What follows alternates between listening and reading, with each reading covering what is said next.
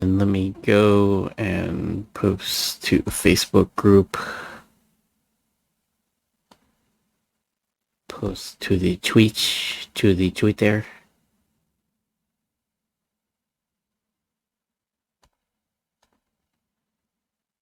And Discord. You social media whore, you.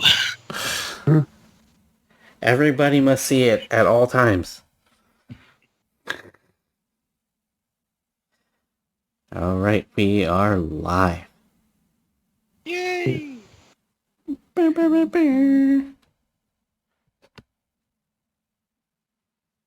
right, Thatcher, you're up. All right. Well, we did it, guys. We did it. This is EMX episode number 100. God, I can't believe I've done 100 episodes with you guys. That's crazy. Oh, wait. No, I just kind of tagged in at the end and sort of Tokyo drifted my way in the last dozen or so. But no, I mean, it's an achievement. You guys should be happy. I know I'm happy. It's been a while, especially. I think it's really great, by the way, that we are we are doing episode 100 during what is probably, and what I would defend as, the best modern time for X-Men comics right now. Yeah. It's been a good long while since across the board they've been consistently this interesting. Agreed. So, yeah, if we were, I mean, I'm not trying to crap on other recent runs of X-Men stuff, but I don't know. It feels ever since, what was it? The Bendis run with the Teenage X-Men. That was cool. I dug that, but I don't know. Once eventually that just kind of began to wear on me. So I'm glad that we're here now together as a family. That's right. During this amazing time. Yeah. I wish we would be we planned this big old episode 100 extravaganza and all this stuff, and then turns out we're busy. with our lives and holidays and just busy. So maybe one day we'll get something together, but I wouldn't count on it. Yeah. I mean, maybe we'll do a special, a special, oh, hey, this is, since we've done 100 episodes, now we'll do something cool and special. Who knows? Yeah. When did we start, when did we start EMX, Corbin? A little bit over about 100 weeks ago. Yeah. 100 months ago. 100 months ago. Yeah. We didn't do any weekly things for that, right? No, I think EMX was always just monthly because this was supposed to be our relaxed kind of chill kind of. Right. Let's not have to stress or worry or think about anything. We just come, we talk, and then we just leave. Right. Huh. I wonder if I can easily, let's see if I can easily search on our website.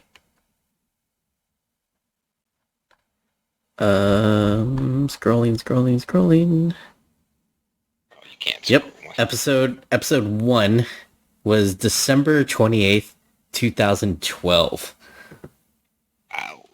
Yep. The title, Here Comes Mudbug. Here Comes Mudbug. Oh. God, I think I remember that too. That's how I said, I remember that being a specific thing of being God, fucking Mudbug. What was going on? Let's can we peel back the curtain and see what were the X-Men doing? That was 2012. Yeah, that was in the mix of Wolverine and the X-Men. So That's what I figured. It was like Team X-Men versus Team Wolverine.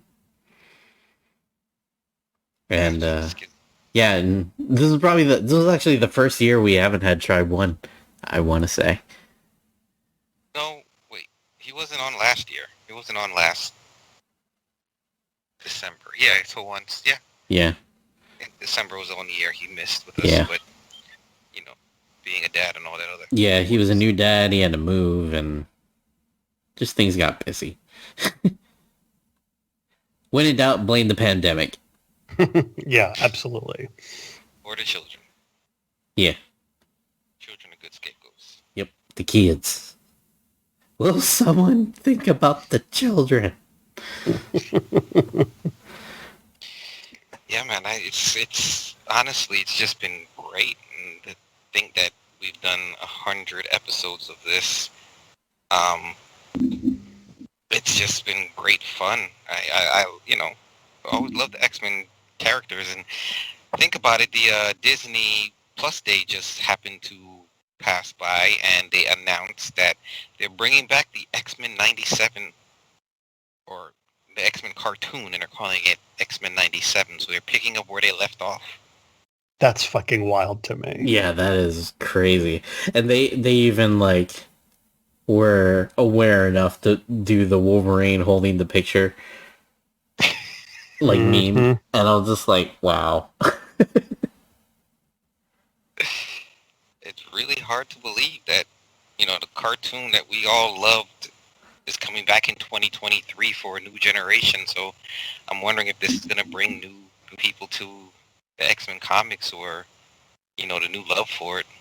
I mean, I think it'll really depend on when they say, "Oh, hey, we're doing a continuation." I mean, because like seriously, the amount of shit that's happened in X-Men stuff from 97 till now. Hell, you could even do it 97 till right before Hickman's run. You know, and they take Hickman's run, like, you know, all this stuff that we're doing right now off the table. Like, that's so much stuff. And like, yeah, the X-Men cartoon, like, I'm going to be in the minority here. The X-Men cartoon was okay. Like, it was great for kids. Like, it was a great kid show. You know, I was I was in my late teens when it was coming out. And, you know, I watched it because we didn't have anything else. Like, you didn't have any other superhero stuff. You didn't have a Disney Plus. You know, you had like a Spider... Batman. Yeah, you had the anime, yeah, Batman. But the things were like few and far between. Right. And so many of those, like the stories and stuff that they did were just like rehashings of the Claremont run. So it'll be very interesting to see what they end up doing with like, are they going to sort of like kick? Because I mean, there's so many new characters they could put in. I just hope they make it cool. That's all I'm hoping for. Emma Frost. Yeah, or like. Yeah, I wonder if like Storm's still gonna have her crazy monologues. Like, is Jean gonna keep fainting all the time? I'm sure they will fix all that. Just like, how much are they gonna update it? You know what I mean? Like, that'll just be, or like, but you know, it could be fun in its own way if it just kept its if it just kept its kind of corniness to it. That there's a little bit of, like there's a little bit of nostalgia there that I would probably enjoy it if they purposely kept it there, like kind of, like Chad Bowers and Chris Sims did with the X-Men. Was it 90 I think it something? was like 94 or 95. Yeah. It's hard. That's a good question. Yeah, like if they kind of kept, like you can tell, like if you can tell that they kind of kept to it, which is there's a little bit the I think that would also be fun. So it would have to either go ridiculous and keep with the corniness, or like just completely revamp it and make it really good. Yeah. X I mean, Men because 92. 92. Yeah. Because I mean, honestly, I would rather I would rather just have them do a new X-Men cartoon that starts kind of from scratch, you know, as opposed to being like, oh, hey, we're going to continue this other one. Like, obviously, they're going to update the animation. They'll do the Morrison run. Oh boy. Yeah, you know what? Like that's exactly what I'm talking about. Do a thing where the art looks like Frank Quitely art, and you just leap right into, hey, we're doing the Morrison run. That would be so insanely great, and no one would watch it, and it would be canceled immediately. Hey, the ideas that they can spring forth from that, it can easily lead to the Krakoan Age. Yeah, if they do, Cassandra Nova on a kid's cartoon, holy shit. What's a little genocide? Just a little. Okay. What's a little genocide? What's a little genocide? What's a little, making Beast wipe his ass with his own college degree. That was serious. Like that sticks with me to this day. I was just like, fuck, that was cold as hell. Or Angel and Beak. Oh, yeah. Dear. Mm-hmm. Anyway. Yeah. Yeah. So it's a hell of a time It to is. be an X-Men fan. It is. It so much is. Yeah. All right. Why don't you tell the listeners about Patreon, Thatch? Well, you know what? If we've been here for 100 episodes, we've talked about it, we had some good times since 2012. But if you want to continue to be a part of that and ride with us for the next 100 episodes, come over and join us at patreon.com/EMPcast. You're supporting the show. You're putting a couple of bucks in our pocket to pay for server space and cool little gifts and things that we send out to our subscribers. But you also get to listen to the EMBS episodes 1 month before the rest of those regular schmoes get them, and you'll be able to hear us talk about basically all manner of cool stuff that's going on that we've found and enjoyed, and now would like to share with you, our listening audience. And we do say that even with EMBS, we're open for people giving us suggestions and stuff. If you want to email us or send us a voice message just recommending something, send it in. We'll be more than happy to read it or play it on the show for other people to find whatever it is that you're talking about, or watch whatever it is that you're talking about. Yeah. Or if you want to challenge one of the things that they've said, do it. We love a spirited debate. But just remember, it's our show and we're right. So, I mean, what we'll do is we'll listen to what you have to say, and then we'll talk about why you're wrong. But that's still fun. Sure. Right? Yeah. Just be respectful, of course. Of course. Yeah. I mean, that's the thing. It's we're all adults, sort of. We should be.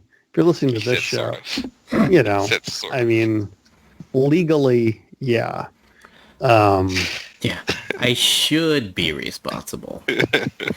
And yet. About that. All right. With that said, is there anything else? Thatcher, you've been going to a lot of conventions and stuff. How are those been going? I've been going. I think I did my last one over Halloween weekend, unless something like really fancy or crazy happens. I'm waitlisted for C2E2, which is in December in Chicago. So that'll be, Yay. I'm not entirely heartbroken that I didn't get in right away for that, but you know, it would be fun. But yeah, no, I'm kind of settling into my long winter's nap portion of the year. But that also means, yay, seasonal depression. So yeah, Oof. How's the not how's the Grim Reaper stuff coming along? Grim Reaper stuff is going very well. I have received line art for basically line art and inks for we now have half the issue finished for that. Colors are coming in. Cote Carjaval, I'm assuming that's how you pronounce his name. But he actually went through and he redid the colors for the first 5 pages that we were showing off during the Kickstarter, and they look even more amazing than they did before. So yeah, we've got it's gonna be a good looking book. I'm excited. Yeah, I'm really looking forward to when we can get this out there and have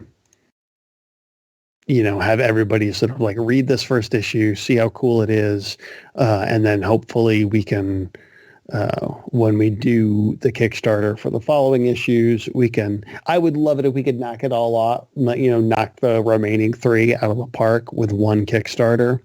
I don't necessarily think that's going to happen, but it is what it is. That's just more opportunities for people to come and discover this book. So I'm excited. Once we hit convention season again, which for me will probably, there may be, I may do one in January, but it's probably not going to be until February. But All right. It's, yeah, I just with extra sculpt, I've sculpted one Grim Reaper Funko Pop so far. And 13 more to go. Yep. So do those get numbered like 1 of, 2 of? I could. Just... I think I probably will. Yeah, that's a good idea. And then that way in the future, because who knows, we might come up with something else, some other stuff to do, some other characters to do pops of for the other later issues. But, so that way you can be like, I have all the number 14s or stuff like that. Nice. It'll be extra collectible for you. Corin, what about you? What have you been up to? Video games lately. I was playing that Aliens Fire Team, but then Back 4 Blood finally came out, and I've kind of just been between that and the kids and work. That's pretty much it. Watching all kind of stuff, and for listeners, if you want to know, go ahead and tune into EMBS to hear about all the cool stuff that we're watching. Yeah. That's really it. Yeah, I've been just swamped with commission still, and it's sort of like this.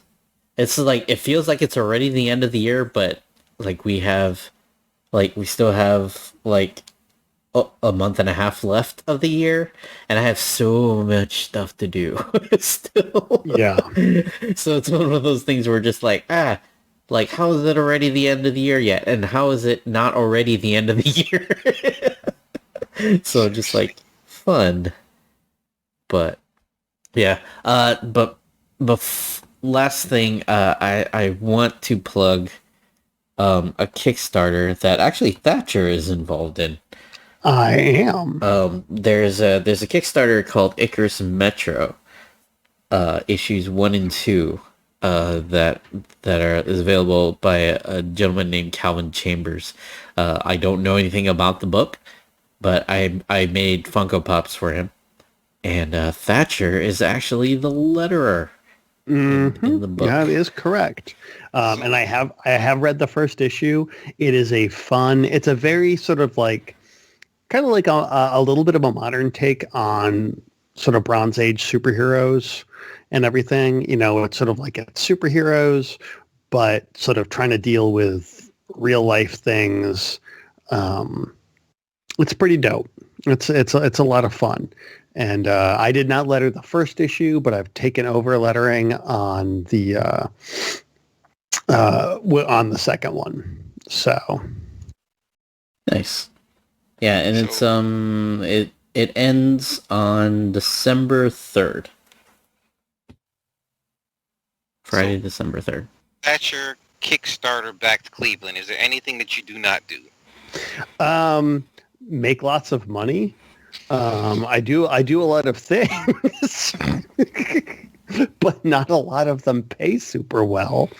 That's no knock on, you know, Calvin or other people that I've worked with. That's just where I'm at in the pecking order in this industry. And that's, you know, it's not great, but it is where it is. And I'm enjoying kind of moving up the ranks, paying my dues, doing all that jazz. You know, I'm not working for, you know, exposure or anything like that, but, you know, I'm in a good place, and I'm ready to kind of, I think there's going to be a lot of cool stuff happening next year. Now that we've sort of, you know, we had our absolute garbage dumpster fire year in 2020, and then we're kind of recovering from dumpster fire year 2021, and now we can just kind of be like, all right, cool, here we go. Yeah.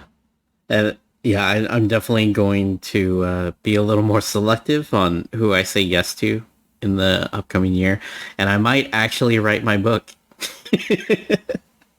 If you don't, I will. I low-key kind of want you to. Just so maybe that's just what needs to happen. You just, like, you know, Tom Clancy this shit and be that's like, what I'm saying. know, like, and it's funny because I would talk to people like on Twitch. They're just like, do you mind talking about the book? Right? I'm just like, low-key, I kind of want like someone to steal it so I don't have to go actually doing it anymore. And then I could just be one of those like angry like hipster dudes that are like, I thought of this thing like 5 years ago. But they stole that shit from me, and I can just be bitter and angry about it. Yeah. And I'll be fine. But no, I mean, I'm not going to steal it from you, but, you know, this is why co-writing credits exist. Indeed. So. All right. I think we blabbed enough. So let's go and get started, shall we? Shall. All right. Welcome to EMX. I am Viet Wind. And with me, as always, is Corin Kroll. Greetings. And Thatcher E. Cleveland. Hello. That's right. We hope you survive the experience. This will be 1 hour of uncut, uncensored. Actually, if you don't survive the experience, we'll be able to revive you through the protocols. Yeah. But, this will be 1 hour of uncut, uncensored, and unscripted conversation about the X-Men books from October 2021. Watch for spoilers and hang on to your seats because we are starting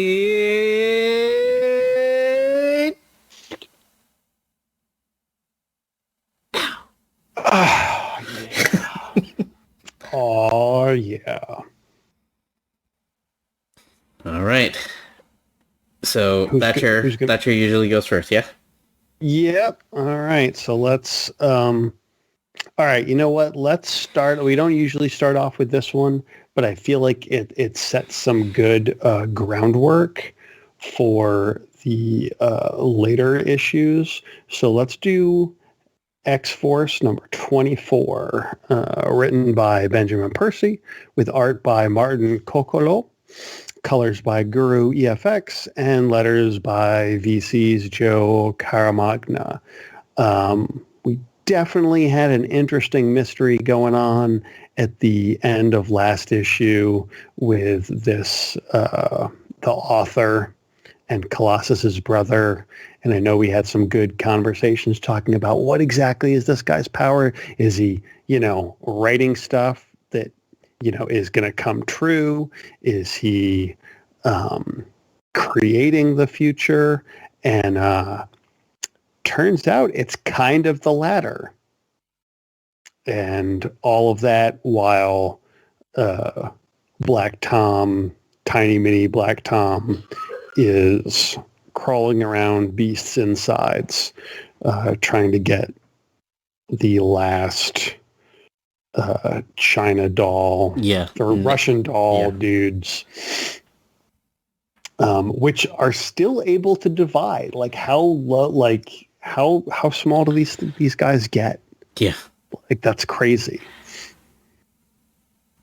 Yeah, it's freaky with them running around inside Beast like that and just tearing up arteries and getting even smaller.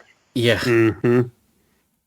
One of my favorite parts is that when they end up in Beast's stomach, Beast's like, oh yeah, I kind of figured things were going to go this way, so I ate a lot of salad. Yeah. And so Black Tom could control the plants in his stomach. Yeah. You would think that the Nestal soldier things would get killed by would have got dissolved by stomach acid, but maybe not. They climbed up. They Okay. climbed up. Oh, okay. Yeah. Tom missed them and fell in himself. Gotcha. And also Beast pops out his own goddamn eyeball. Yeah, that was gnarly. Ouch. Yeah, X-Force is full of just gnarly scenes where you're just like ow. Like anything involving the eyes just like creep me out. Yeah, like, give me the chills. Yeah, like I had pink eye when I was like in first grade, and to this day I don't like stuff going near my eyes because I have vivid memories of my mother basically having to restrain me to put the pink eye drops in my eyes. And then when my kid gave me pink eye as an adult, that was even more horrible because pink eye as an adult is a completely different experience than when you have it as a child. I couldn't help but think of you with this writer guy. Thatcher. It's a hell of a superpower, and we are kind of dancing around the elephant in the room. Mm-hmm.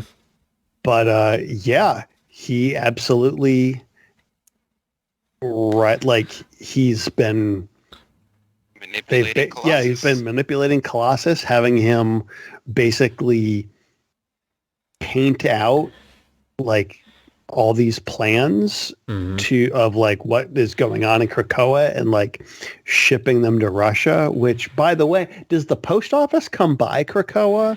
Like how does that work exactly? Yeah, exactly. Or do they just go through a gate and like Yeah, they might just go through a gate to the post office. But then the author makes him crush his girlfriend in his arms in a loving embrace. Oh my god, yeah. That was so... which is brutal. I love my boy Colossus, but they're doing him dirty.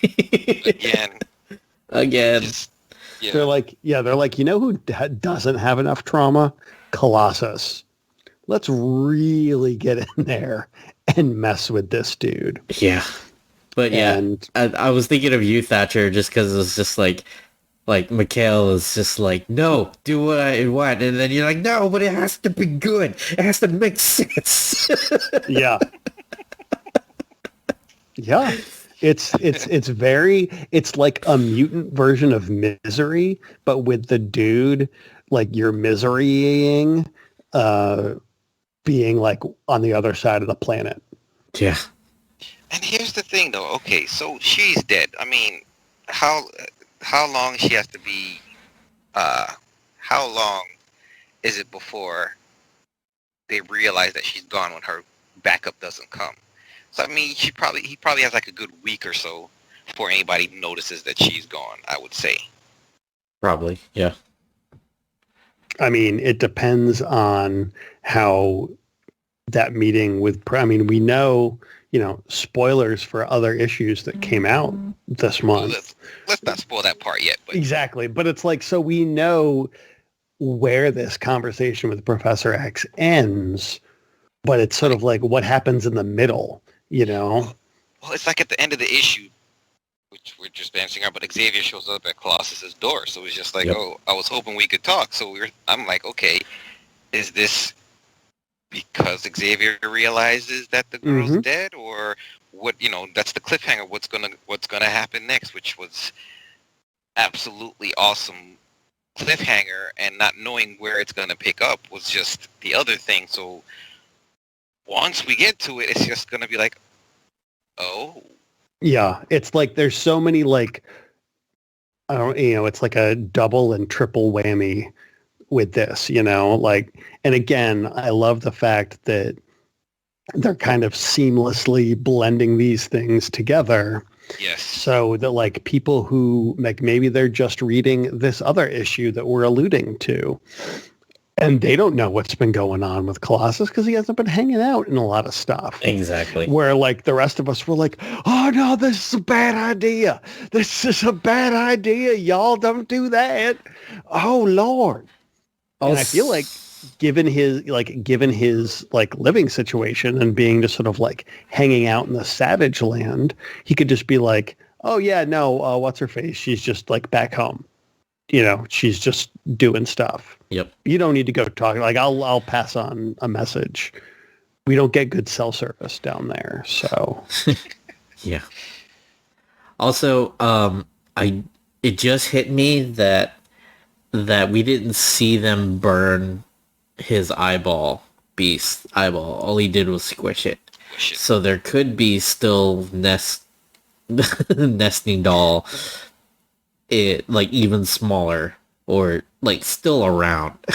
Like, because they didn't burn that one, and they thought that was perfectly fine.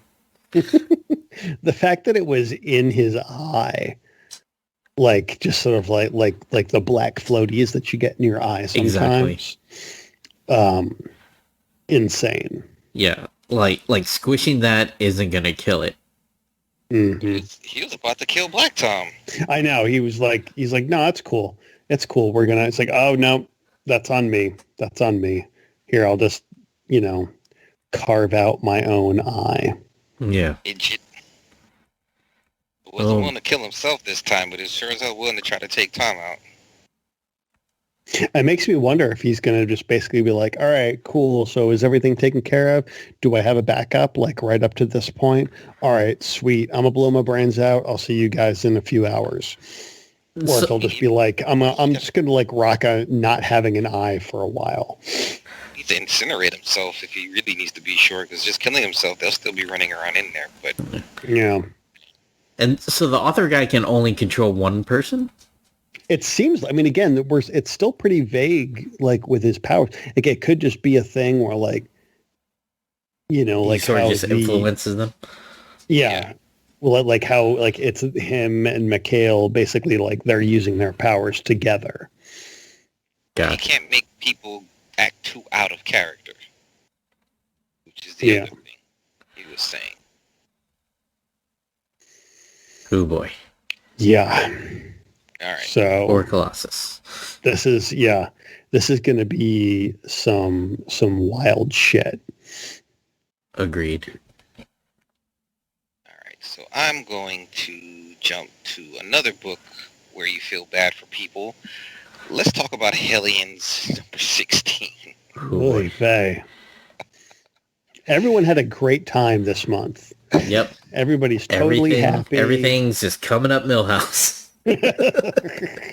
You got Zeb Wells writing, Steven Segovia on art, Rain Barreto on colors, and Ariana Maher on letter and production.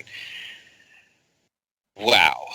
So, where to start with this? Havoc pretty much has taken out all the sinister chimeras that he was trying to create, but at the same time, seemed to wreck most of the Hellions, but Nanny is still out for Sinister, which is just hilarious. Just loving how sinister she is.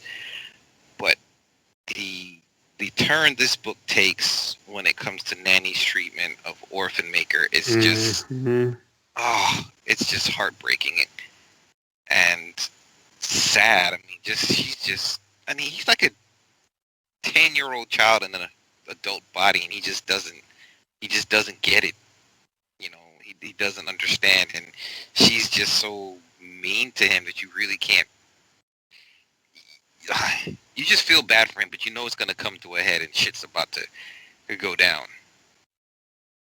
And even Empath at one point in time, you know, he's hurting on the inside, but he's not showing it, and that's gonna come to roost eventually as well. And even Havoc kind of gets what he wants. He's the only one that kind of comes out on top of this, as Emma's going to help him by voting to resurrect Maddie.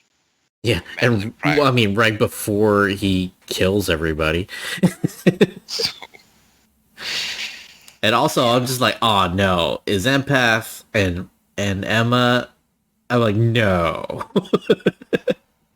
Like, they're not together, are they? But like, I don't think so. Okay. No, but she obviously was using Empath to keep tabs on the Hellions. I mean, that's what happened last issue when she made Havoc go off. So the question is, I guess Empath at her direction made Havoc go off, or did she take over Havoc? I mean, it's not quite clear. But I feel like it's more of she told Empath, like, all right, generally this is what I want to happen or what I want to prevent. And so he just like kind of ran with it when it came time to, you know, like, oh, that we're in this moment. And he's just like, all right, you know what? I'm just going to have him blow everything up. Yeah. And like very, it was like, the White Queen sends her regards. Yeah. And then there's like, he got caught. And there's the sad moment too, even with Wild Child, where like Psylocke has to kind of go all like, you know, old Yeller on him. Oh God. Being like, you get out here, you get. She's like clapping and stomping her foot at him. You get here. Yep. And well, Psylocke, we learn right now in this issue that she's a captain, so this kind of overlaps a little bit with Inferno, which is aligning things a lot differently than I thought they would, because Inferno seems to happen over a period of time, so it's going to be really interesting trying to map all that out. But all these characters here are just broken, except for Grey Crow. He's he's on a mission. Yeah, he's like, no, I know what I'm gonna do. I'm gonna shoot some fools. Like, you guys can sit around and cry for a while. Yeah, but I'm gonna work some frustrations out on that white boy. Yeah, I am gonna kill him till he dies from it.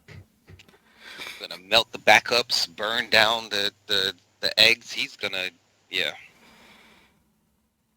He said, what does Wild Child say? They'll throw you in the hole. He's like, they will, and I'll laugh all the way down. Yeah. Yeah. Imagine if Grey Crow, I would never call that Grey Crow would be the downfall of Krakoa. He's like, I don't give a fuck. I'm gonna murder everybody. I think it's wild too that, I mean, this whole book really, I mean, I don't look at previews anymore, so I don't know for certain, but this really has like a second to last issue or like we're in the midst of the final arc kind of feel to it, which is fun. And again, I like that they're doing that, that they're going to be like, yeah, we did like 20 episodes or 20 issues of Hellions, and we told the story that we were going to tell, and we've moved pieces to certain other places, and now we're going to do something else. Well, we get some background on Nanny as well, how she was married to the leader of the right, and how they want this baby back, this AI baby. Mm-hmm. And they want their baby back, baby back, baby back. They want their baby back, baby back, baby back. Nannies. Oh, Lord. Baby back robot. At the beginning of this book, if you told me... At the beginning of this book, that's it. That's the title. Barbecue sauce. At the beginning of this series, if you told me that we would be all in on learning about Nanny and Orphan Maker and loving those two characters, I would have never believed you. I was hoping that I was like, nope, this is the one. This is one where we get to see what Nanny looks like. Or like, nope, still didn't. No, I mean seriously though, like if there's ever been a time to do that, like, do it now. Like, those two have never been more interesting. They're like weird, like one-off villains that are, just like a very niche. Because it's like, I mean, they showed up initially. It was during the Outback run, right? Ironically enough, given what we were. Oh, I guess that's Chili's. That's not Outback Steakhouse. It's what we were talking about, chain restaurants. Mm-hmm. Outback is also a chain restaurant. But I mean, like, that's when they first showed up, right? Yeah. So it's like, so like it's been, almost 30 years. Fuck, I'm old. Like since they've been out, let's find out about them. And so if this series is going to do anything, I feel like that's definitely a place they should take it. Nathaniel Essex stood on us all. He laughed at Nanny, isn't she small? Until she took him head and all. Oh boy. Yeah. Wild shit, man. Yeah. Everybody is on a mission to murder Nate. Everybody. Talking about a team imploding. Yeah. Love this book. I'm looking forward to this next issue. Oof. And the art is really good. Oh yeah, Steven Segovia. All right, man, what you got? All right. I guess yeah, let's just go ahead and jump into the Inferno. Oh, we're doing it, huh? Yeah, let's do it. Y'all. Yeah. Can you? I can't really read the text, or actually, I think I got it. Jonathan Hickman, David Curiel on colors, and VC's Joe Sabino on letters. And yeah, Inferno number 2. Holy shit. Yeah. So this is where we get more about.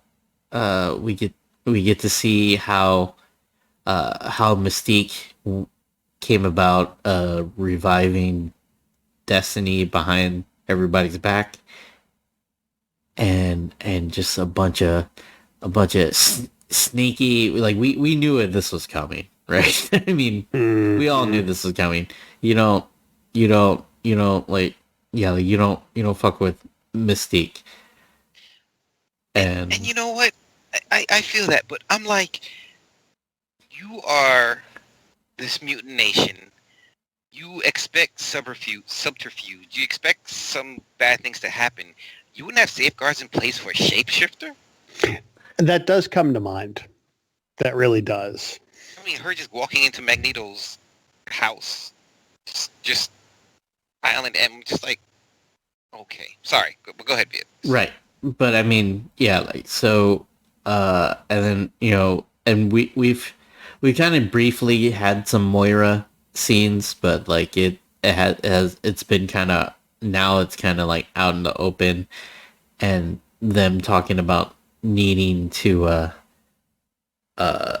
needing to bring Emma in the mix, and then there's just so much to this book, man. And then we get shots of Nimrod and Orcus and them doing stuff. That's the big thing. What do we think Omega actually shows Nimrod? Because she's like, you've evolved enough. Now is the time. Here and now, look at me and see what I really am. What the hell is that going to end up being? Right. And then, of course, the last reveal is that, okay, you kind of pinned us to, to have Destiny on the council, but we're adding someone else. And then someone that we can trust that's totally not manipulated by someone else in Russia or anything. Yeah, they're like, this is a slam dunk, you guys. He has been just a stalwart backbone this whole time. Yeah, totally didn't kill his girlfriend a couple days ago. Who would even suggest such a thing? That's crazy. He'd never do that. Yeah, he just like he's a teddy bear. Yeah, he's a ever loving colossus that paints and farms. Not sinister at all. I mean, we already have Mr. Sinister. So. And speaking of Sinister, do you guys think he knew it was Mystique he was handing over the DNA to? Oh, absolutely. Probably. Yeah, because he says, look at you always playing a part.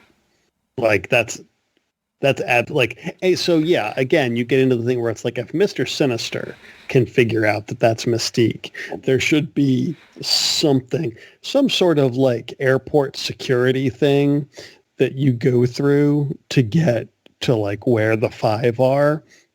Yeah, and even Hope copies powers. Whose telepathy did she use to put Destiny's brain into her body? It's like, did she pick up that Xavier wasn't a telepath? It's like little things like that. I'm just sitting here like, maybe I'm overthinking it, but... Or maybe just because she's a mutant. I mean, yeah, like, I guess telepathy and Cerebro kind of go hand in hand, but maybe, and I feel like they haven't said it explicitly, but maybe just because of the fact of who she is, she's able to use, the Cerebro helmet without being a telepath. I'm pretty certain you have to be a telepath because we see only Emma and Jean and Exodus actually have used them in the past. So. Yeah. Well, I mean, I guess you could it's kind of stretching, but you could probably say that she's enhanced her radius on who she can power up. Okay, and even if that's true, wouldn't it feel funny that she can't pick up on Xavier? It's like, but all right, I'll let it slide. Yeah, I mean, yeah, some of this is a little, there's a little bit of suspension of, like, disbelief. Yeah. But I mean, the thing is, like, it's a valid criticism. Because if you don't, because yeah, again, like you're literally on an island where every single person has some kind of superpower. Like if they were going to the Pentagon, sure. At the Pentagon, they're not like, hey, look, man, every other day we got someone who can, shapeshift walking around here. So be really thorough when you're, checking people through security. Like it's understandable that they're not doing that. But on Krakoa, that's like being like, hey, we've protected this building from everyone except people that can fly. Yeah. And I don't know, like, and like Nightcrawler's blind trust just to vote with Mystique seems a little odd. Like, like, yeah, you're my mom, but you're also Mystique. So I feel like at that point, with that. I feel like at that point too, you should be able to be like, all right, yeah, I kind of voted early and I didn't really see how this thing was going. I'm gonna change my vote if that's cool, because yeah, at first it seemed like he was just like, I'm gonna vote yes for my mom. Yeah, and it makes sense because, of course, they're not in on everything going on behind the scenes is the other thing. Xavier and Magneto's kept everybody in the dark. Why would Kirk wouldn't see any harm with it if Destiny's back, the love of his mother's life, and kind of odd that I'm thinking Destiny's looking kind of hot too, but it's just like, yeah, this is exactly what would happen because of the Helmet Bros just not being completely open with everybody. Helmet Bros. Yeah. I like it. And of course, Mystique in the background, as we learn, all these people that she's manipulating to help vote for her or go along with her vote. And I think that's part of it too, with the suspension of disbelief for her just being able to walk in there, is that he does such a good job of laying out the case of like, yes, this is why these people voted this way. Mm-hmm. And then to then be like, kind of gloss over, well, yeah, she just makes herself look like Professor X. I mean, you can make the argument that people, just wouldn't, they're not going to think, oh, hey, yeah, like someone from who's a shapeshifter that's here is going to fuck us over. But, Or you can maybe even just say that, hey, we're in Krakoa now and everyone is a little too overconfident and everybody has their guard down. Yeah.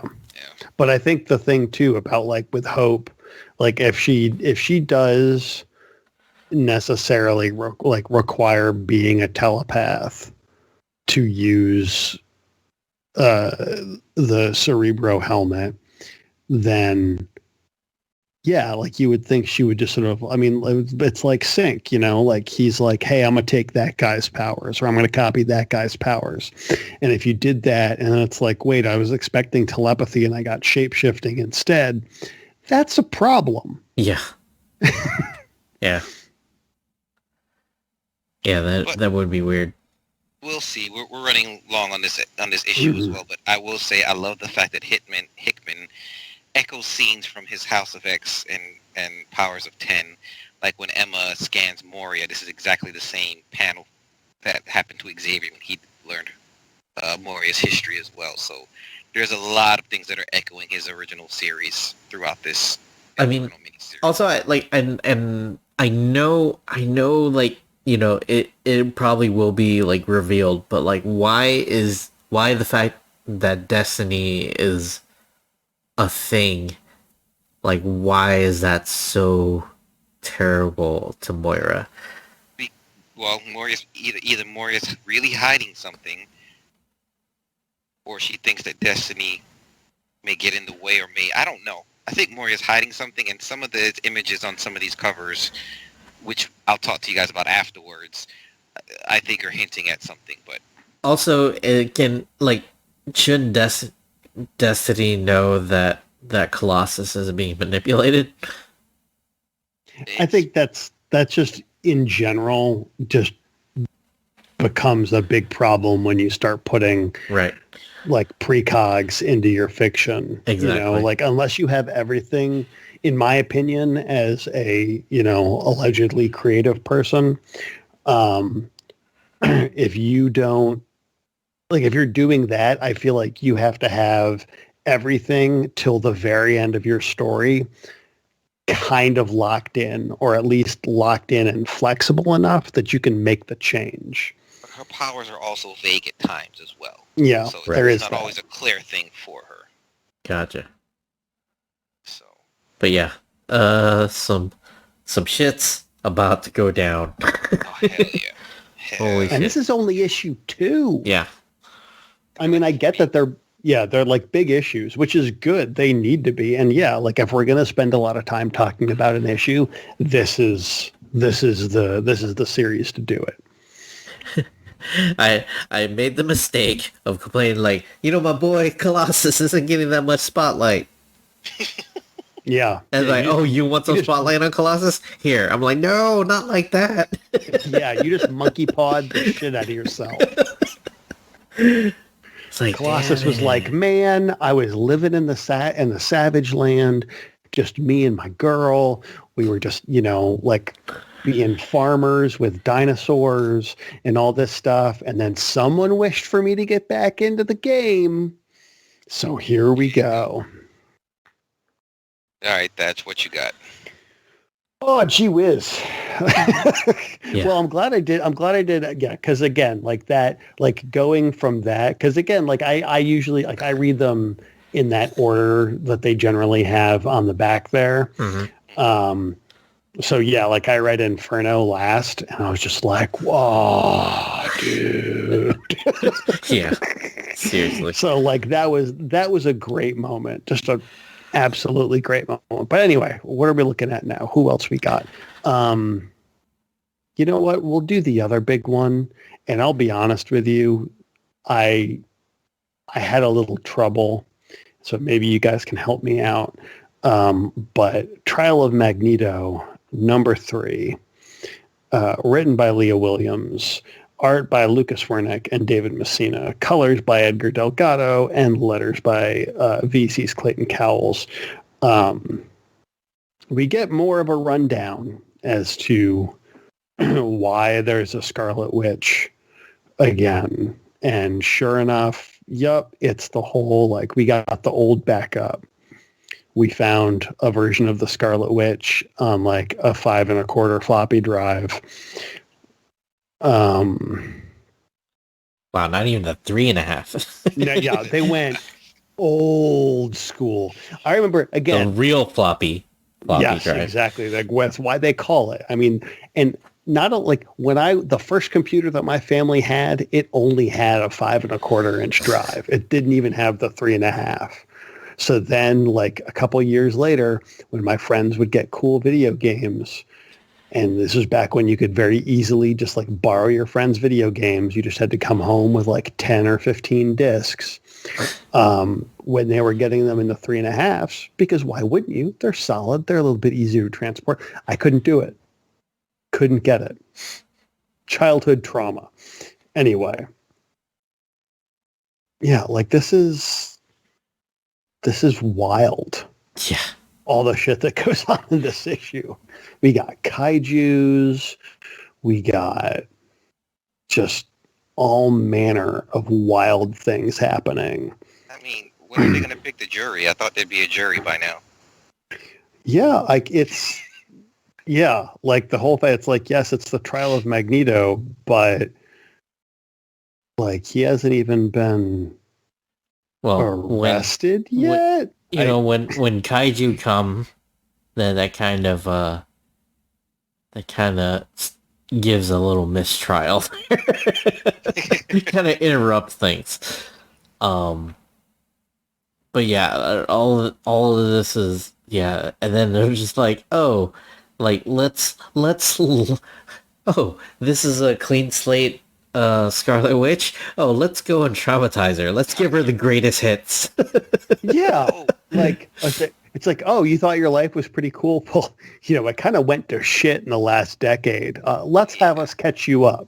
It was a bit of an asshole thing to do and say, but on that page, I think there's some hints, because if you look, you have when they're giving her history back, you have the decimation, the disassembled, Mm-hmm. where she killed the Avengers and everything like that. You have a kaiju coming out of the water. You have House of M, no more mutants. You have kaiju coming out of the water. You have the whole Empire when she tried to resurrect all the mutants. Big old rumble. I think these beasts have something to do with her sins of the past, is what I think they're kind of hinting at. Okay. Interesting. I like how they even take it back to the first time John Byrne started really fucking with Her and the kid. Yeah. I remember when that was going on. And that was like, all right, where are you going with this, man? But, and then at the end, we get old cosmic Scarlet Witch, I guess. I mean, is that the psychic plane? It's not quite... Get back to that page. It's not quite clear where they're at or what's going on, but... Yeah, they're not in the astral plane, I don't think. There's some magic stuff going on here. It's like some sort of like weird chaos magic spin the way. Like it almost kind of reminds me of when well, apparently wherever they are is made of chaos magic. But it's like, are they trying to imply that every time she dies and comes back or whatever, that it's like a different, I don't want to say a different personality or a different version, but... You know what? You just kind of probably hit on something there. I mean, it's magic-based. Isn't there, like, usually the three... the past, present, and future the what is it? Yeah, well, I mean, there's the fates, there's the three fates. Yeah. There's, so there's a lot of stuff involved with that. But yeah, I'm very interested to see where this is going. Yeah. And then the spin the wheel. Mm-hmm. So it's just like a random Scarlet Witch comes out. Yeah, it feels like it's almost kind of like what I forget. I can't remember. I think it was Brad Metzler on Justice League when he did the thing with Solomon Grundy, where it was like, yeah, Solomon Grundy dies, and then when he comes back, he's slightly different, and they sort of like did that as a way to illustrate why he's been, or explain like why he's been written kind of differently over the years. So if we're doing that now with Scarlet Witch and like maybe, and sort of like saying, it's like, yeah, that's what, like basically kind of giving her a clean slate and giving them an out, and be like, yeah, the Scarlet Witch that got rid of all the mutants, that was kind of a different version of her. So, I mean, they've already blamed it on Doom and stuff like that, but they will never easily get rid of it like that. And it's funny you talk about Solomon Grundy, because I just got into the second volume of Starman, and they're kind of talking about that a little bit. Side note, sorry. Yeah, no, that's yeah, it's so this book is very peculiar. I like it, but it's very peculiar. Yeah. I think it kind of took a dip this issue. I mean, a lot of things weren't clear. The art is kind of getting a little bit sketchier. It's looking a little rushed.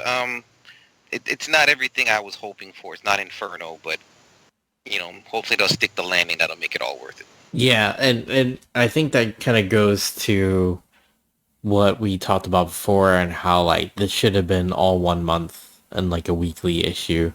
I think this would the fact that like we waited a month and this is kind of what happened, and you're just like, I mean, it's still interesting. I kind of know I want to know what's going on, but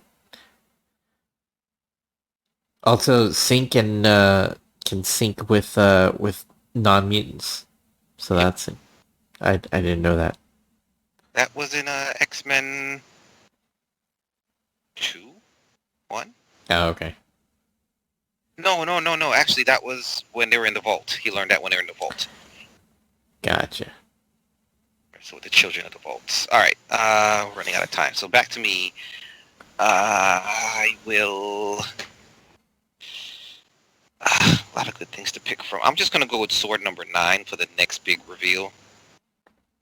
All right. And an awesome cover. Oh, shit. You didn't read this one? I'm now realizing, because it's like I actually read all of these, I don't want to say a while ago, but I wonder, I might not have, yeah, I didn't get that one. So that sucks to be me. So Al Ewing writing, Jacopo Camagni on arts, Fernando Cifuentes of Photo Bunker Studios on colors, and Ariana Maher once again on letters. And basically, we have the asshole Gyrick striking out against S.H.I.E.L.D. How is he still alive? He's got Alpha so Flight much. backing him as well, so Vindicator is part of Orchis. He doesn't seem very happy about it either, but Yeah. Hopefully he's a mole. But yeah, Gyrick sets out with sets a group of bounty hunters against Shield. They attack Shield while Zandra is there with her Imperial Guard. Yeah, the Imperial Guard get taken down pretty easily. By one, yeah, it's just ridiculous. But I do like the ads of how you can like order this custom-made Lethal Legion for whatever you need. Which, right. You know, if they knew what they were dealing with, then of course they'd be custom-made to kill these Guardians. But even Forearm gets it. Yeah. Which I didn't see coming, but yeah, I was just like, oh, wasn't Forearm like a DJ? Like the last time we saw him. MLF. Yeah. But eventually Storm comes in, and of course, being the outside factor, they're able to come out on top. And then we learn that Gyrick's mole in Shield or in S.W.O.R.D is friggin' WizKid. Yeah. What the hell? What the hell, WizKid? One of the most powerful mutants who's had his hands all in their technology and setting up S.W.O.R.D and everything. I mean, he's deep inside, which is really not good. I'm wondering what Brand is gonna really do. Yeah, like what? How she's gonna deal with it. What? You know, it's just... I didn't want it to be WizKid. Yeah. Why you gotta do that? Why you gotta do that, WizKid? Oh, man. Yeah, this was a big reveal. And of all the people, it's like the tech guy, right? Yeah. I mean, like, I was thinking maybe Sage probably would have been, you know, like an obvious mole. But... Sage? Or, I mean, just like, I don't know. Like, you know, it's got to be somebody big, right? And it's got to be someone, like, really heavy into the tech area. And... But that's true. Like, and of all the people, you know, like, of all the people that's going to betray them, it's going to be someone that's, like, so it could be, what's her name in X-Core, or, yeah, WizKid or Sage or something like that, but, yeah. I was going to say, like, the idea that, like, WizKid would betray them. Yeah. It's, like, it's hilarious, but then also, like, I mean, we didn't expect Colossus to kill his love interest this month either, so. Exactly. Or, you know, I was thinking, like, Mentalo or something, you know, like... Exactly. But, yeah, I was... hate Gyrick so much. Like, every time I see him, it's just... Yeah, he's the worst. Yeah. He's the goddamn worst. I found it strange. Was it this issue where... Zandra calls Deathbird by her real name? Does she? Was it here? Yeah, she does. She's like, listen up, Susan. Well, it's supposed to be. Well, I guess she's the Empress, but Deathbird's name is supposed to be banned. It's supposed to be forgotten. So it was kind of weird to see her call her by her name in front of everybody, but neither here nor there. She's the Empress. I guess she can do what she wants. But good issue, big reveal. Another instance of somebody getting shitted on and you kind of feel bad. Yeah, like it's sort of like it's all crashing down. Everything's falling apart because we can't have nice things. Speaking of nice things, what's your pick? Got about 10 minutes. All right. Let's see what's left. Let's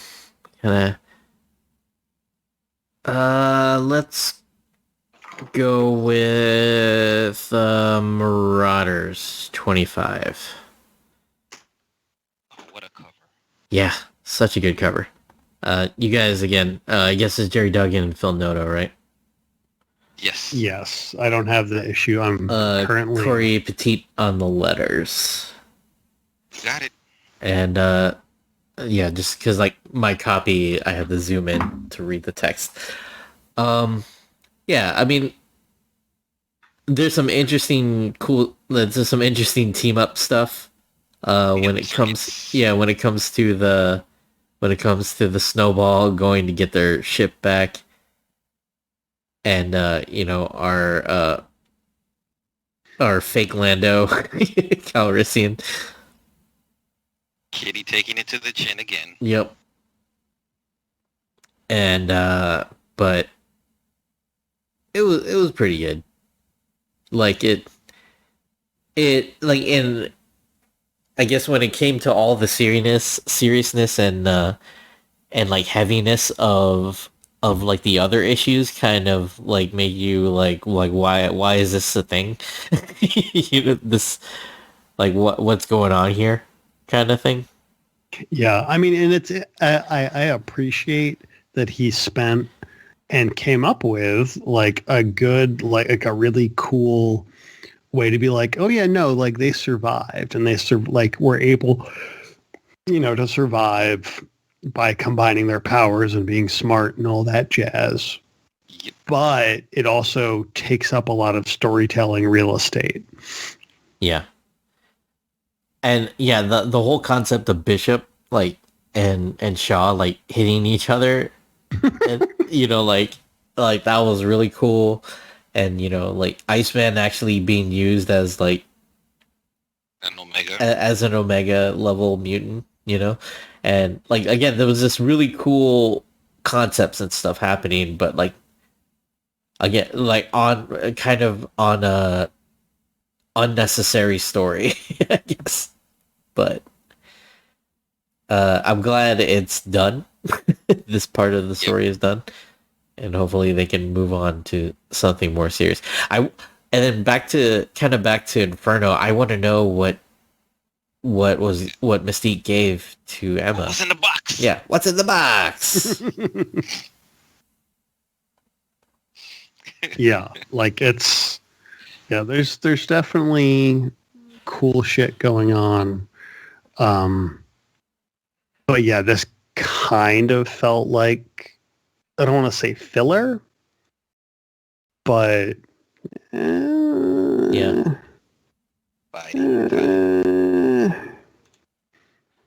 But like, Kitty kicking ass is always nice. All right, Thatch, you got Excalibur, Wolverine, X-Men, or New Mutants? let's do New Mutants, because that was dope. Yeah. Yeah, let me... Such a cool cover. Yeah. Ayala, Rod Rice on arts, and Travis Lanham on letters. Yeah, and again, this team is kicking it out of the park. They're not even hitting it out of the park. Do you know how hard it is to kick something out of the park? Because the park is pretty big, and usually you're able to hit things further than you can kick them. But anyway, yeah, a lot of people die over and over and over again in this, as the Shadow King kind of gives them the absolute, like, worst version of the danger room that there could be, which is basically being plugged into his, like, creepy little brain. And yeah, basically him being like, hey, we all need to get ready for things to go terribly wrong, and I'm going to make you experience exactly how they could go terribly wrong. But yeah, I mean, he's not 100% wrong though. Yeah, it is interesting. Like, as I'm looking back through this, I love the way, like, when they're in sort of like the Farouk's mind, as he gets more upset, they kind of, like, Rod Rice adds like these cracks in the background with eyes looking at them. Again, sort of playing to the whole, is the Shadow King just Farouk? Or is the Shadow King something that took over young Farouk and they've just been kind of like hanging out? I think that's what they've been hinting at. Yeah, and if that's the case, then it'll be very interesting to see what happens if those two get separated. And it was sort of this issue that kind of gave me, again back to our suspension of disbelief with Inferno, that 10-minute warning. That that like everybody, like like Shadow King is basically saying that everybody's getting soft, everybody's getting overconfident. Yep. And how they, but yeah, again, like, it just sort of makes sense.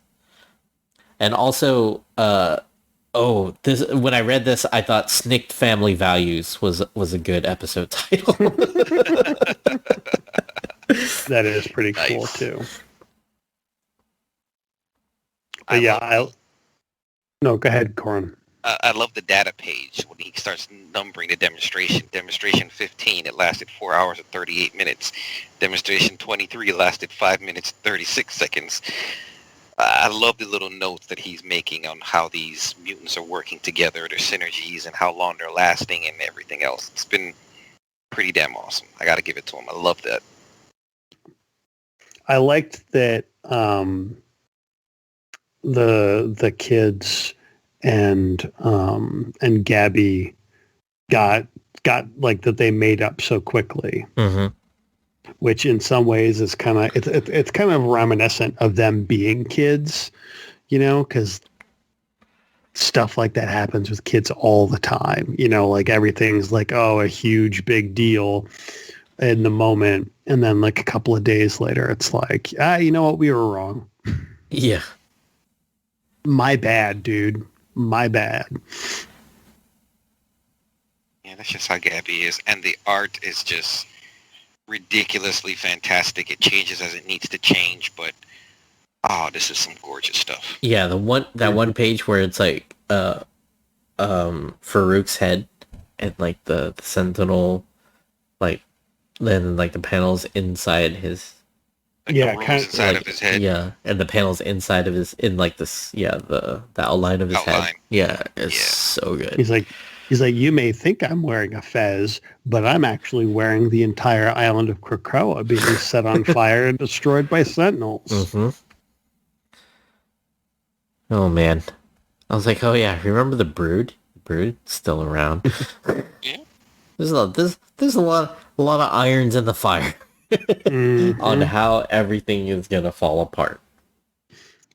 I mean, and again, he does have a point, because he's like, hey, you guys know that we're X-Men, basically, right? And what always happens to the X-Men's house? It always blows up.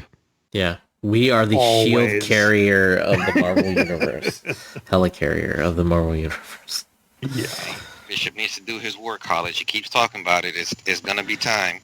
They have a whole island set aside for that kind of stuff, for training.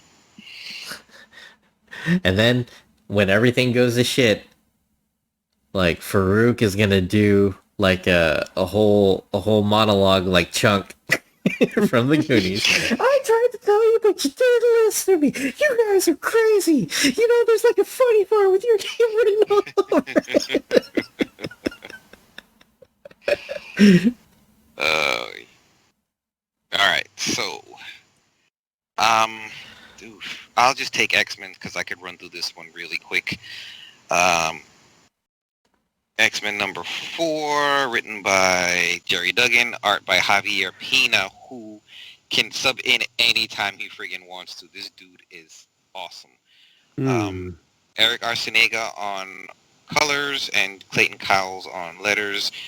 But this guy he's got a little bit of Phil Jimenez influence in his art, but still a bit of Pepe Larraz in certain areas.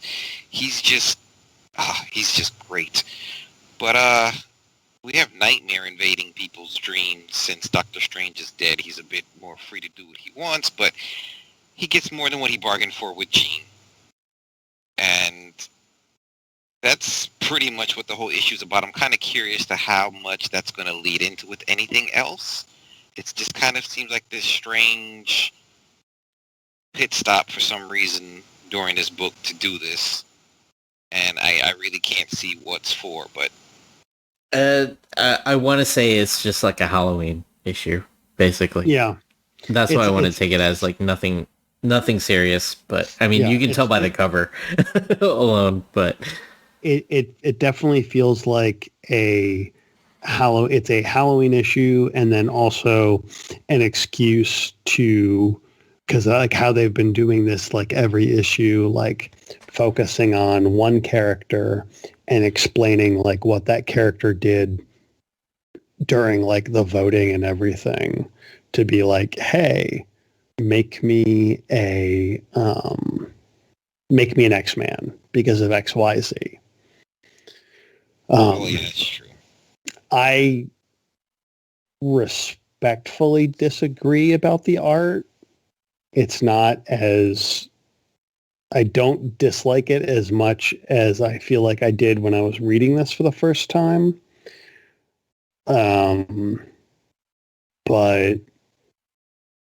you know, different strokes for different folks. What didn't you like about it?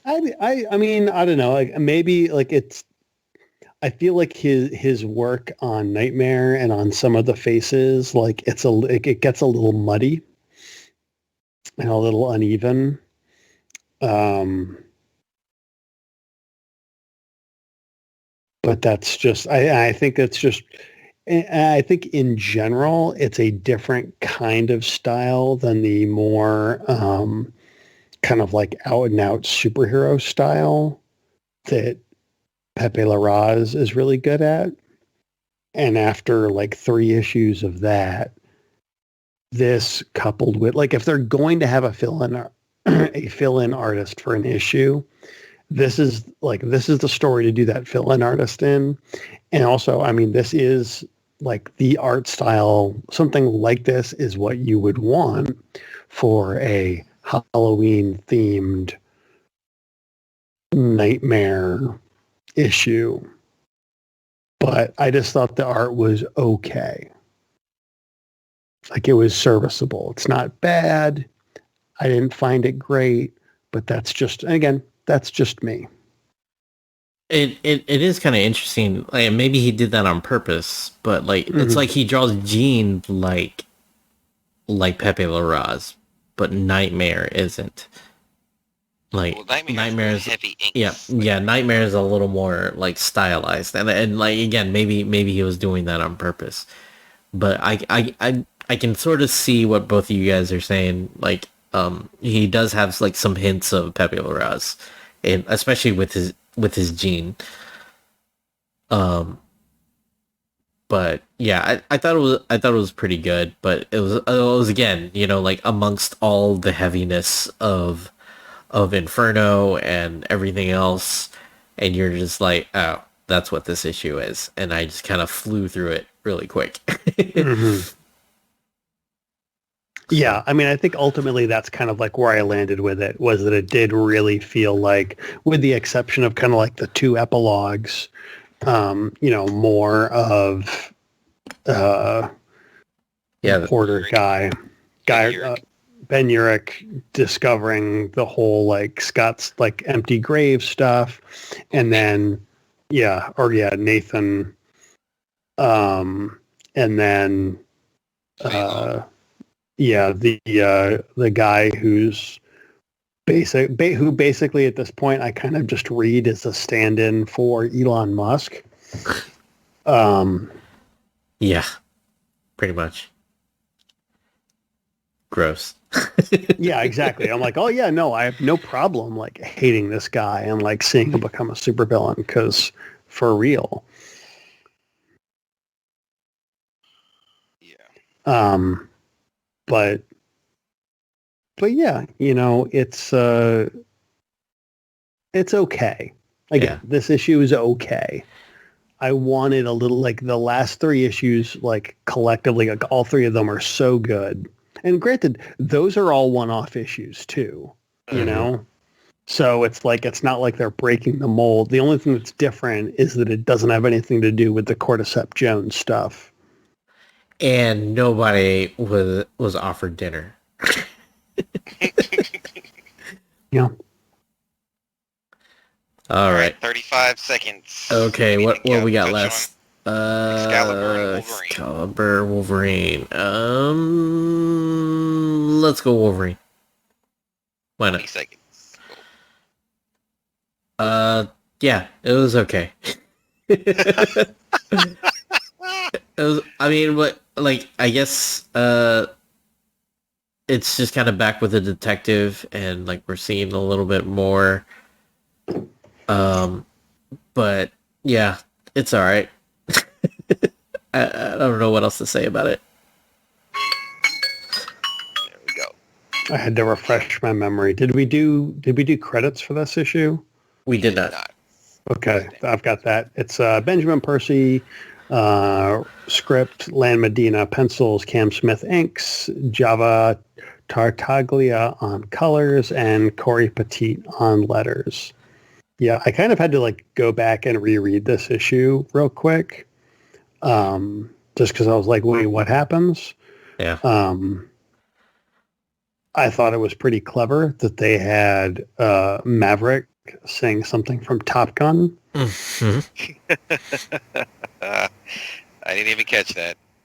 Yeah, I mean, like, I guess it's okay that, I mean, I don't know. I was just like, I know we're over on time, but it's episode 100. I don't know. Yeah. Yeah. But yeah, like Wolverine just feels like an X-Force .1 or something like that, you know, like. Yeah, I kind of wish they could find a way to take both things going on in those titles and put them together in one book. Right. Because the whole like all the stuff that they are doing with like the like sort of this dude finally sort of scoping out what's going on with like the X desk and everything. That's interesting. Like I want to find out more about that. But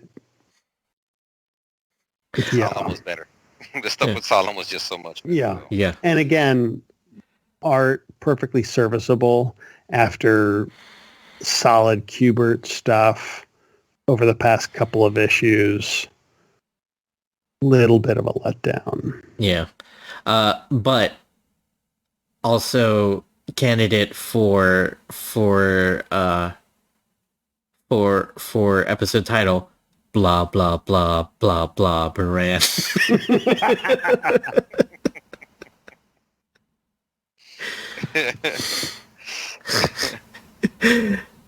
Yeah, Blob-A-Ran, and also Pyro singing "We Didn't Start the Fire." And Jean and Storm singing "Unbreak My Heart." They needed to get How did Maverick not sing Danger Zone? Yeah. it's a little bit more subtle because that's the song that Maverick in Top Gun sings to Kelly. Oh yeah. I can't remember her last yeah. name. You never close your eyes. When we Yeah. I always wondered why, like, I don't know, or is it just because the writer's age? But it seems like a lot of times they don't use like real song lyrics in a lot of comics. I think there's only a certain there's only a certain amount that you can use before you have to pay royalties. Okay, gotcha. How they gonna put Bishop back in his mullet? You don't have a mullet nowadays. Yeah, that's practically a hate crime. All right. Are we gonna? Do we want to talk about, I guess, Excalibur, real quick? You can go for it. I don't really have anything to say except does Storm ask about me? Yeah, like it's back to being weird, just like weird, and I don't know what's going on. Yeah, or it's kind of hard for me to. Basically, Merlin is making his move against Saturn IX to take back the Citadel, and Betsy's kind of visiting different regions to figure out who's on what side of things and where things lie. And I like that she gets to face off with Death, and that he has a thing for Storm. Yeah, it's like, did she ask about me? Yeah, that was cool. It's weird seeing basically King Arthur and Merlin being like equivalent to what the right wing in real life is like. But we know Merlin is like messed with Arthur's brain, like right. He's manipulating him Right. mentally. So. But I mean, like, yeah, just seeing them just being like racist. I'm just like, okay. Like that's how we're gonna portray our King Arthur. I mean, right. You're not too wrong. Yeah. It is Crusades and all that stuff. Yeah. They ain't great. Yeah. It's like all the stuff that you do with like, talking about like,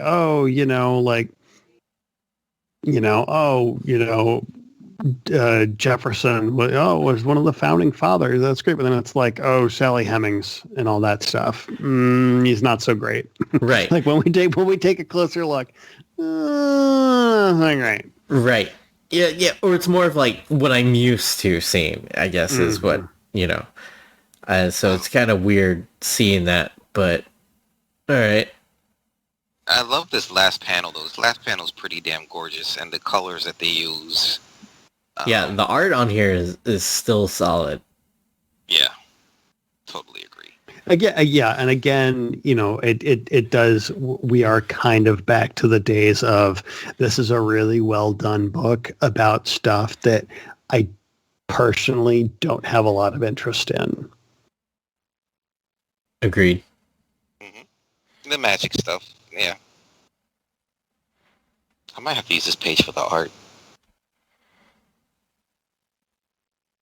All right. That is it. We've covered all of our books. It's been a great month. I'm really looking forward to next month, especially. Can't wait to get to this next Inferno stuff. Mm-hmm. Thatcher, why don't you tell people what will be... Well, actually, no, it's on me. So next month, episode 101.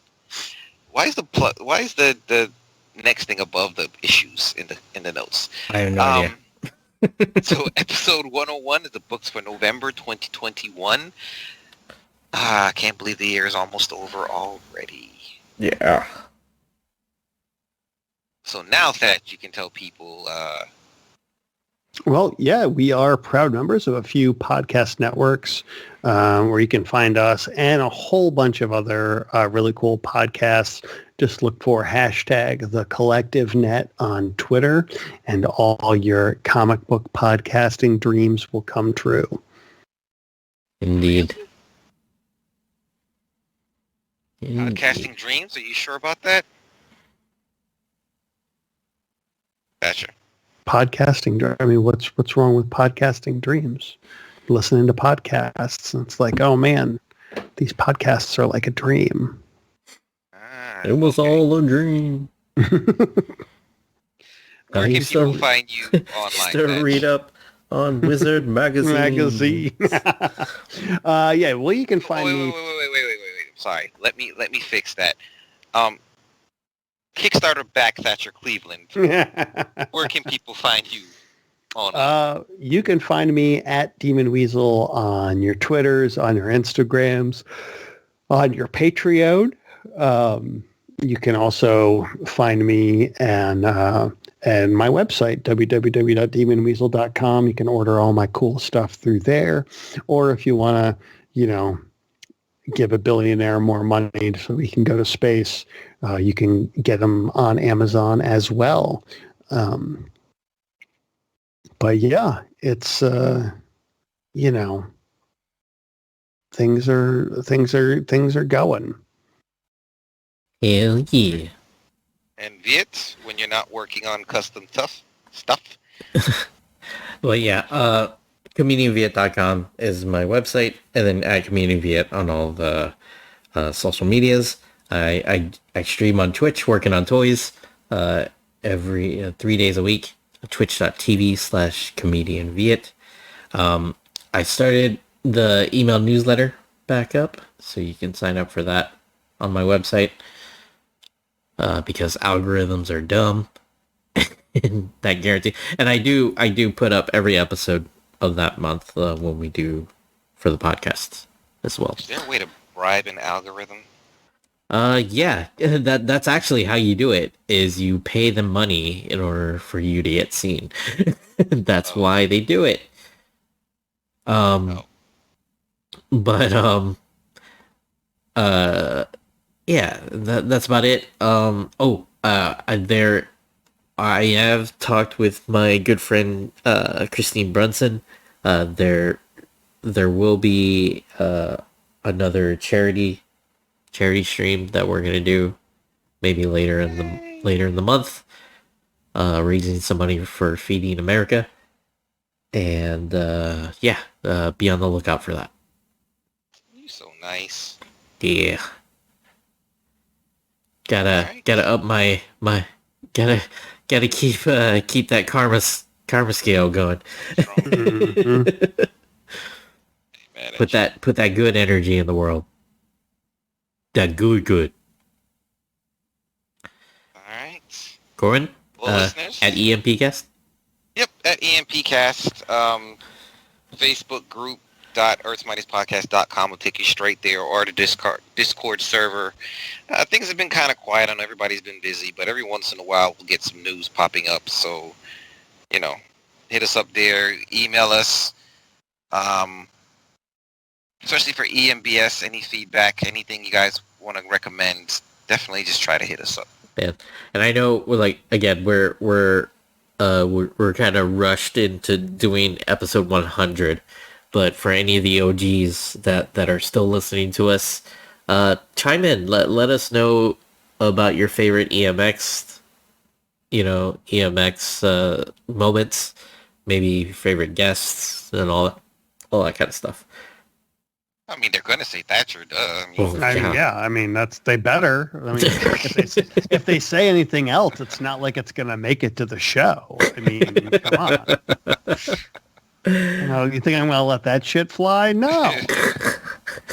I was such a good guest. I'm now a regular host. Who can beat that? No one. King Kong ain't got nothing on me. Nice. So yeah, email us, emp@earthsmightiestpodcast.com, and then again, I put out like last minute as soon as we started the stream, but I haven't seen any replies yet because algorithms are dumb. Mm-hmm. But yeah, if you have any, I'll try to keep an eye on all that kind of stuff. But yeah, I think that's it, y'all. Good night, everybody. Peace. Bye-bye. All right, let me end the stream now.